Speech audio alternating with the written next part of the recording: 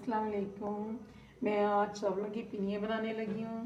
तो ये उसके लिए मैंने चावल लिए हैं 1 किलो और इनको मैंने पहले धो के फिर इसको मैंने दरमियानी आंच पे आहिस्ता आहिस्ता भूना है और भूनने में तकरीबन 15 मिनट लगे हैं।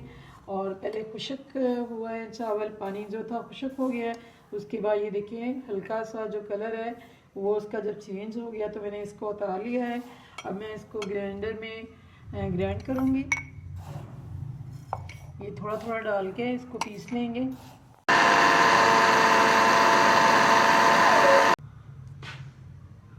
ये आटा चावलों का बन गया है और थोड़ा सा ये मैंने मोटा रखा है, जैसे मोटी सूजी होती है उस तरह का आटा है।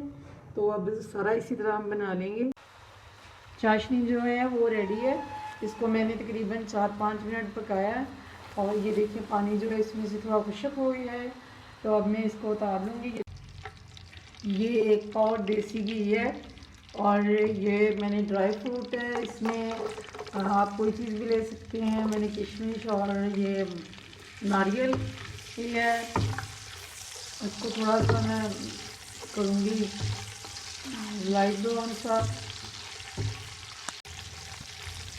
अब मैं इसमें ये डाल रही हूँ खरबूजे के बीजे हैं, ये भी बहुत अच्छे लगते हैं। और ये जो आटा है ये पहले से भुना हुआ है चावलों का आटा, तो इसमें भुनने की इसको ज़रूरत तो नहीं है, लेकिन थोड़ा सा फिर भी इसको मैं करूँगी। ये मैंने इसको भून लिया है और ज़्यादा बिल्कुल नहीं है मैंने भूनना, क्योंकि इसको मैंने पहले भी भुना हुआ है। चावल जो है हमारे पहले से भुने थे। और अब हम इसमें वो जो चाशनी बनाई हुई है वो डालेंगे।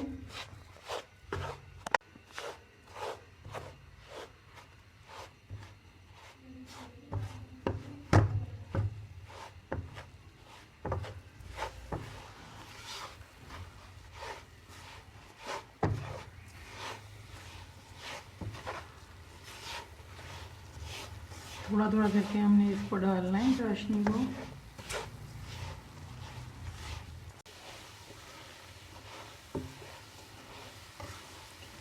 ये चाशनी जो है वो मैंने सारी डाल दी है।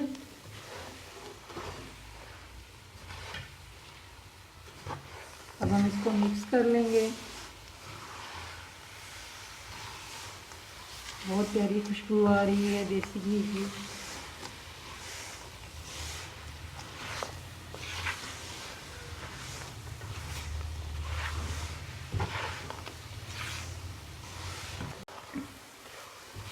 ये सारी मैंने चाशनी डाल दी है और जो मैंने गिलास आपको बताया था पानी का, तो वो मग था बड़े वाला और तकरीबन 3 पाव पानी था और 3 पाव ही चीनी थी।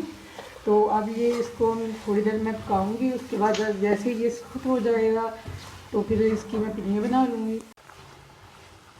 ये चाशनी जो डाली थी मैंने वो सारी खुश्क हो चुकी है आटे में से। और अब ये देखिए जब इस तरह का हो जाए तो फिर इसको उतार लेना है। और अब मैं इसको उतारने लगी हूँ। ये मैंने ठंडा कर लिया है। अब हम इसकी पिनिया बनाते हैं। ये सारी चावलों की पिनिया मैंने बना ली हैं और इसको पड़े हुए तकरीबन 1 घंटा हो चुका है और चावल जो है बिल्कुल अंदर तक पक चुका है। उसकी वजह चाशनी जो थी वो मैंने थोड़ी ज़्यादा रखी थी।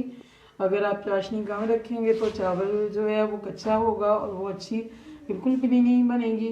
तो अब हम इसको तोड़ के देखते हैं कैसी है ये।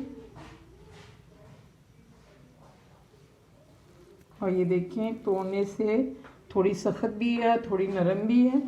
तो ऐसी ही पिन्नी अच्छी होती है। ज़्यादा नरम जो होगी तो वो भी अच्छी नहीं है। तो अगर आपको ये मेरी रेसिपी अच्छी लगे तो मेरे चैनल को सब्सक्राइब, वीडियो को लाइक एंड शेयर करें।